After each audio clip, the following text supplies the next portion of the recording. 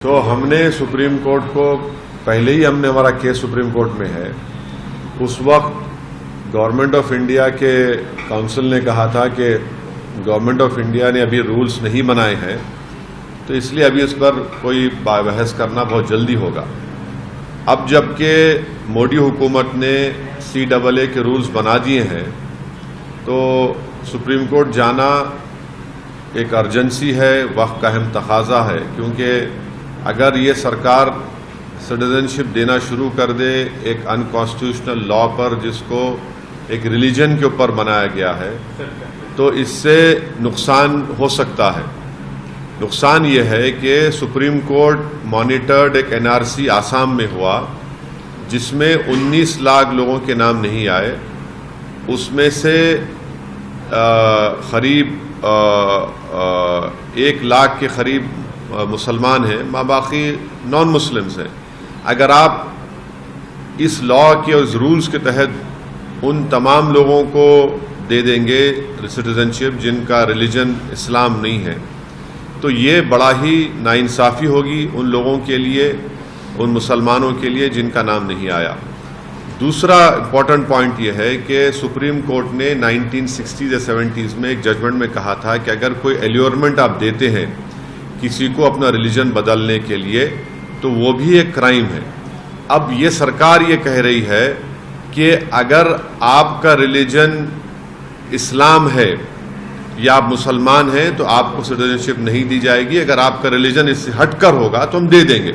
तो ये भी एक किस्म का एल्योरमेंट है। इसीलिए हम सुप्रीम कोर्ट के पास गए हैं और सुप्रीम कोर्ट से हमारे फाजिल वकील जनाब निज़ाम पाशा साहब हैं, और हमको उम्मीद है कि सुप्रीम कोर्ट इस पर देखेगा।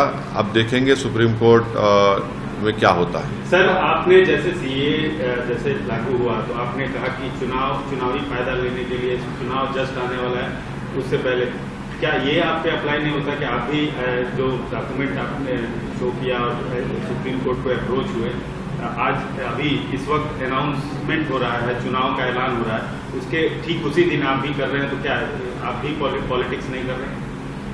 देखिए, मैं एक पॉलिटिशियन हूं, मैं कोई फिलोसोफर नहीं हूं, नंबर 1। दूसरी बात यह है कि यह कानून पास हुआ था 2019 में। रूलिंग पार्टी नरेंद्र मोदी प्रधानमंत्री की सरकार ने इसको पास किया, तो वो लोग इसको दबा के रखे अपने पास, अपने बगल में दबा के रखे, और जैसे ही उनको मालूम था कि 1 हफ्ते के अंदर election commission of India Lok Sabha के चुनाव की डेट्स अनाउंस करेगा, उन्होंने रात में ये रूल्स का ऐलान कर दिया। जब सरकार चुनाव को सामने रखकर फैसला ले रही है, तो ये बहुत गलत बात है कि आप मुझसे सवाल कर रहे हैं कि मैं सुप्रीम कोर्ट क्यों जा रहा हूं। जब कोई रूल्स बनाती है सरकार, तो मुझे सुप्रीम कोर्ट जाना पड़ेगा ना। मैंने तो उस कानून को लोकसभा में इस बिल को फाड़ा था, जिसको अनकॉन्स्टिट्यूशनल काला कानून कहा था, और इस बिल के जरिए, इस कानून के जरिए सरकार मुसलमानों को खास तौर से और गरीबों को स्टेटलेस बनाना चाहती है, और इस कानून को आपको NRC NPR से जोड़ के देखना है। तो सियासत तो नरेंद्र मोदी कर रहे हैं, और इस तरह का कानून बनाकर हाँ,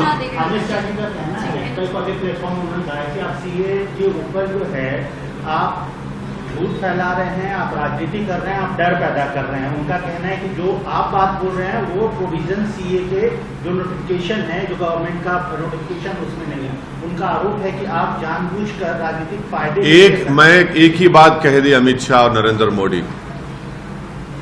क्या अमित शाह ने पार्लियामेंट में मेरा नाम लेकर नहीं कहा था कि देश में NRC NPR भी होगा? आपके कई टीवी चैनलों पर अमित शाह ने कहा था कि क्रोनोलॉजी समझिए, NPR NRC होगा। क्या बीजेपी ये कह दे कि आसाम में जो 19 लाख लोगों के नाम सुप्रीम कोर्ट मॉनिटर्ड NRC जो हुआ था, जिसमें 1600 करोड़ रुपए खर्चा किए गए और 50 लोगों ने सुसाइड कर लिया, उसमें हेमंत बिस्व शर्मा जो मुख्यमंत्रियों कह रहे हैं, वो कह चुके हैं कि जो नॉन मुस्लिम हैं उनको सिटीजनशिप मिल जाएगी। मुसलमान क्या करेगा?